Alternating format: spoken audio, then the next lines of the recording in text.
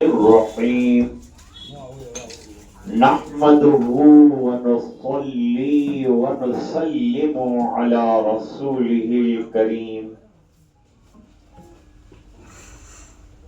أما بعد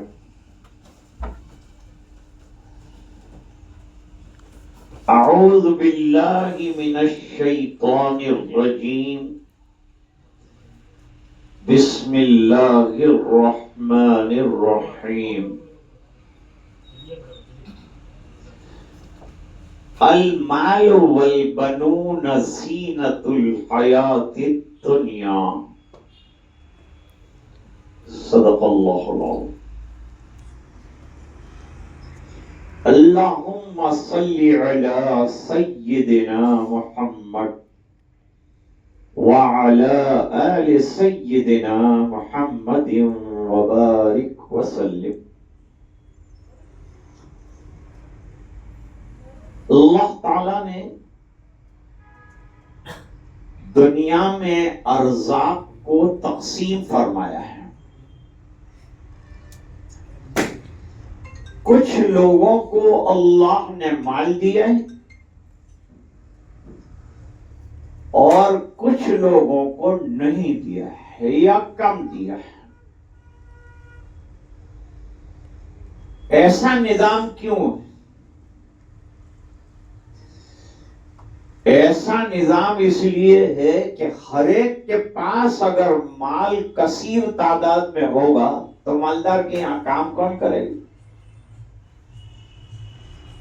تو اللہ نے دو طبقے بنائے، ایک مال والا، ایک ضرورت مند. ضرورت مند مالدار کی یہاں خدمت انجام دیتا ہے اور مالدار اس کے گزران کا سامان کرتا ہے. یہ دنیا میں نظام. نمبر ایک بات یہ سمجھیے کہ مال اگر اللہ کے حقوق اور بندوں کے حقوق اس میں ادا کیے جائیں تو نعمت ہے. مال بری چیز نہیں. مال ہوگا تو غریب کی مدد کرے گا، مال ہوگا تو زکات دے گا، مال ہوگا تو مسافر کی مدد کرے گا، مال ہوگا تو بیماروں کی خدمت کرے گا، مال ہوگا تو قربانی کرے گا، مال ہوگا تو حج کرے گا. ظاہری بات ہے کہ جو غریب ہے اس پر حج ہے ہی، تو غریب ہے اس پر قربانی بھی نہیں. حضرت عمر رضی اللہ تعالیٰ عنہ نے قربانی نہیں کی، اس لیے کہ مال ہی اتنا نہیں تھا کہ نصاب تک پہنچے. بزرگ فرماتے ہیں کہ مال برا نہیں ہے، محبت مال برا. مال کتنا بھی ہو،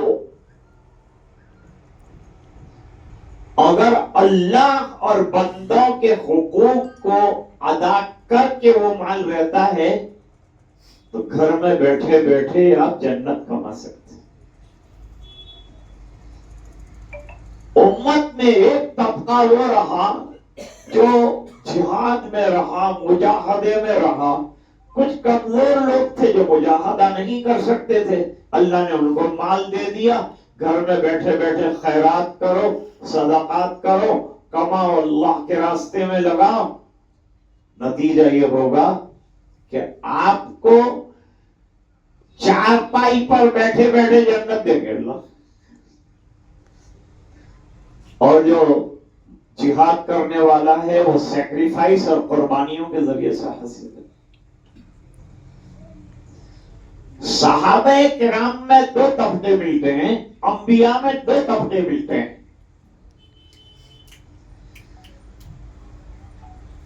حضرت داؤد علیہ السلام، حضرت سلیمان علیہ السلام اللہ نے بڑا مال دیا، حکومت دی، اقتدار دیا اور نبوت بھی دی.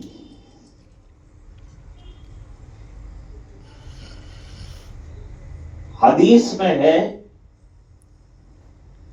کہ سرکار کے سامنے جبریل علیہ السلام نے دنیا کے خزانوں کی چابیاں پیش کی. آپ نے فرمایا چابیاں لے جاؤ، مجھے عبدیت اور نبوت دو چیز چاہیے، مال نہیں چاہیے.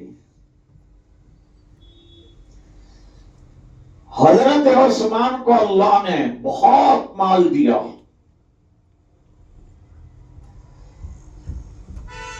جب حضور مدینے آئے تو بیر روما کا مسئلہ کھڑا ہوا. مسلمانوں کے پاس اتنا پیسہ نہیں تھا کہ یہودی کے پاس سے بیر روما لیتے، پانی کا پرابلم ہو گیا. تو حضور نے اعلان کیا کہ کوئی ہے اللہ کا بندہ یہودی سے آدھا کنواں لے لے. حضرت عثمان کھڑے ہوئے، کہا میں لیتا ہوں.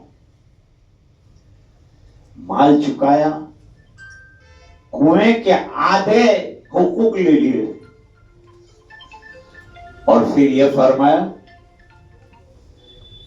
کہ حق لینے کا مطلب یہ نہیں کہ کل سے میں جتنا چاہوں گا پانی لوں گا، میں اتنا ہی پانی لوں گا جتنا کہ انصار اور مہاجرین لیں گے. اگر وہ لائن میں کھڑے ہوتے تو میں بھی لائن میں کھڑے ہو جائے. دوسرے سال یہودی نے کچھ اور پریشان کر دیا. حضور نے فرمایا ہے کوئی بندہ جو آدھا کنواں باقی ہے وہ یہودی سے خرید کر امت کے لیے وقف کر دے. پھر حضرت عثمان کھڑے ہوئے، حضور میں نے یہ آدھا بھی خرید لیا اور امت کے نام وقف کر دیا. تو حضور نے فرمایا آج کے بعد عثمان کوئی خیرات نہیں کریں گے تو بھی جنت میں جائیں گے. مال کے ذریعے سے بھی بہت کام کیا جا سکتا ہے. خاص طور سے ہمارا علماء کا طبقہ جو بیچارہ متولیوں اور ٹرسٹیوں کا دبا ہوا رہتا، کام نہیں کر سکتا. حضرت تھانوی رحمت اللہ علیہ کو کسی نے لکھا کہ امام چاہیے، حضرت نے فرمایا کہ امام چاہیے کہ غلام چاہیے. دونوں ٹائپ کے لوگ میرے پاس، ایک غلام ایک امام. امام وہ ہوتا ہے جو حق بات کہنے میں گھبرائے نہیں. یہ کب ہوگا؟ جب امام خود کفیر ہو جا رہا ہے، مولانا کی طرح ایک اپنا فرم چلا ہے، اتنا مال کمائے دوسرے علماء کو بھی دے. یہ نعمت ہے. پھر اس کو حق بات کہنے میں جھجک نہیں ہوتی کہ امام کو نکال دے گا تو کیا ہو. ورنہ امام کی نوکری تلوار کی نوک پر رہتی. صبح سے پہلے اگر متولی کا مزاج بگڑا تو فجر کی نماز کوئی اور ہی پڑھا سکتا ہے.